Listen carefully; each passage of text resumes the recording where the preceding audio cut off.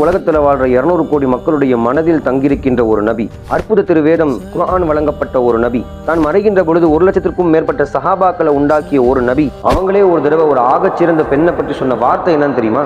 இந்த மாதிரியான ஹிஸ்டரியை நீங்க ஷார்ட்ஸா பார்க்க ஃபாலோ அண்ட் சப்ஸ்கிரைப் பண்ணிக்கோங்க, யூஸ்ஃபுல்லா இருக்கும். இஸ்லாமிய மார்க்கத்தை யாரும் நம்பாத காலம், எல்லோரும் சந்தேகப்பட்ட ஒரு நேரம். அந்த நேரத்தில் ஓங்கி ஒரு குரல் ஒன்று ஒலிக்குது, நான் நம்புறேன்னு. அந்த குரலுக்கு சொந்தக்காரங்க யார் தெரியுமா? அவங்க தான் உம்முல் முஃமினீன் சய்யிதத்துனா கதீஜா ரலியல்லாஹு அன்ஹா.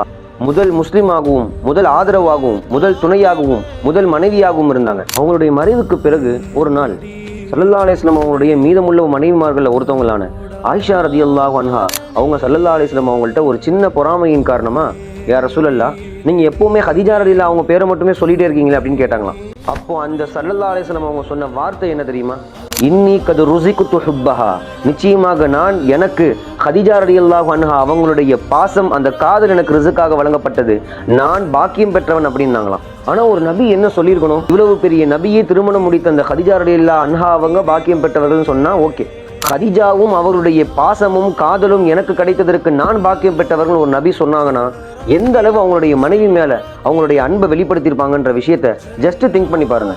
அப்படிப்பட்ட உம்முல் முஃமினீன் கதீஜா ரலியல்லாஹு அன்ஹா அவங்க ரமலான் 10 இன்னைக்கான இதே தேதியில அவங்களுடைய 65வது வயசு இருக்கும் பொழுது நம்மை விட்டு பிரிஞ்சாங்க. என்னதான் அவங்க நம்மளை விட்டு மறைஞ்சாலும் அவங்களுடைய நினைவுகள் நம்ம இடத்துல உயிரோட தான் இருக்கு. ஸல்லல்லாஹு அலைஹி வஸல்லம் அவங்க வெளிப்படுத்தினது வெறும் அன்பையும் காதலும் மட்டுமல்ல, அது ஒரு நிலை.